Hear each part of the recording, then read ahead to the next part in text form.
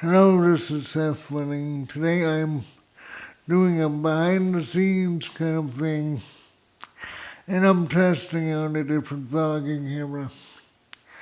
The camera I'm using right now is my Canon 6D, my first DSLR. Got it in 2014 when it came out. I got it because it was supposedly has better low light than the 5D, and it's $1,000 cheaper. This was just before the 5D3 came out. So it doesn't have a flip screen, and that's why I bought the 70D, because I like to know when I'm framing. Shot framing is key, but it has full frame sensor instead of a crop sensor. It has a better lens. It comes with a better lens. It's an EFL lens, 24 to 105. When I look back at my video shot with the this lens, this setup, like the shaving with shampoo video, my travel tip, it just has a richer color, and I think I'd like to see what that looks like in more vlogs. Today I have to do an in-car video review, movie review of Rough Night. So I'm going to be using the Procam app. You can see Procam on my iPhone. It's in the place where I normally keep my stock camera app, but it's much better. It has more of a DSLR look, even though it's not a DSLR. We'll look at how it looks in the video. You can get it on Android too, so filming and Procam. If you have Android or iPhone, you should download those apps because they are really much better than your stock camera. They can actually be graded to make it look like a real expensive camera. I've seen a video where a guy who has a Red camera, really expensive professional movie camera, has graded his iPhone footage and filming to look exactly like his Red camera, so it can be done. I don't know if it has the range, I don't think it does, and it doesn't have the ND filters and the lens choice of the Red, but it definitely can stand in for some of those shots where you have to be in a tighter space when the Red camera won't fit, and you have to get the shot. Anyway, enough with pimping those apps. I'm just loving this. It's kind of almost a C-bit hit footage that I like. The other crop sensor camera has more of a kind of a pasty white look, and I know I can adjust it in post, but I think if the image comes out good from the camera, if we get a good image from the camera without going into color correction, you can definitely just feel safe about leaving it alone or using it to,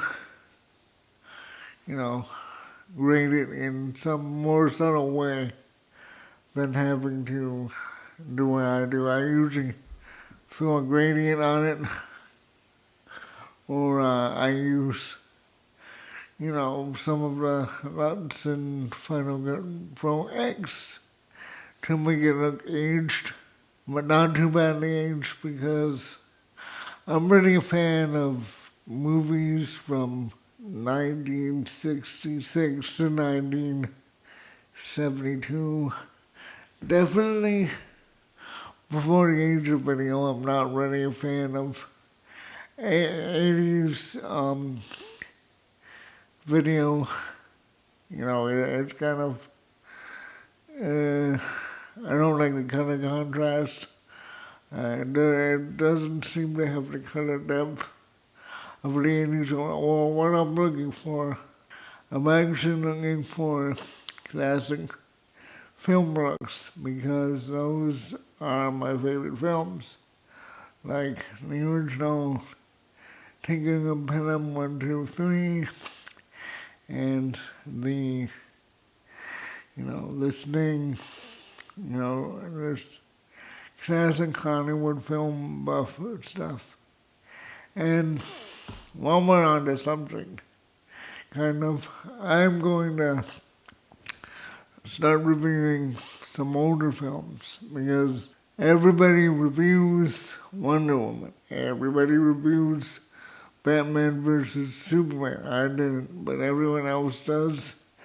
And I was thinking that if you're a real film buff, like I am, and you have an inkling of getting into film industry or just learning from the masters, as it were, it would be helpful for you to have more of a review system for older films.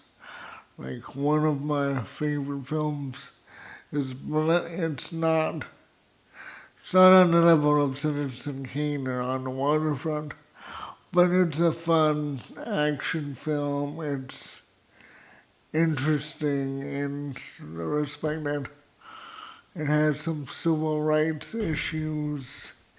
It definitely shows you a world before computers, and I think that's what people are into now with the resurgence and popularity of TV shows like Friends, where all the scenes has them sitting around and hugging as a group instead of staring at the iPhone or Android phone or whatever, tablet. And I think people are really nostalgic for, while we like our technology, we're nostalgic for a time when there used to be less of it, when the cell phone was, in fact, a phone where you get to text and call. That's about it. So I think that I'm going to start reviewing the 100 greatest films of all time or something like that, just so people who want to delve into the movies deeper, the movies of yesteryear, they will get a review in case they're just trepidatious, nervous about, really committing to a movie before knowing whether it's a good one or, people are like that. There's so many reviews about everything on YouTube. Why not review old films? So I guess that's my next project, and today I'm going to review Rough Night on in-car movie reviews. So let's see how I do that.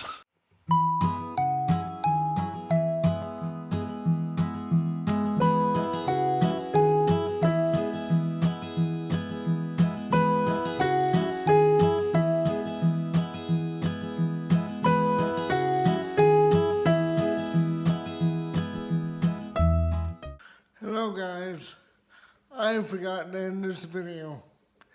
So if you like this video, please hit like and subscribe for more content. Thank you very much for watching. Good night.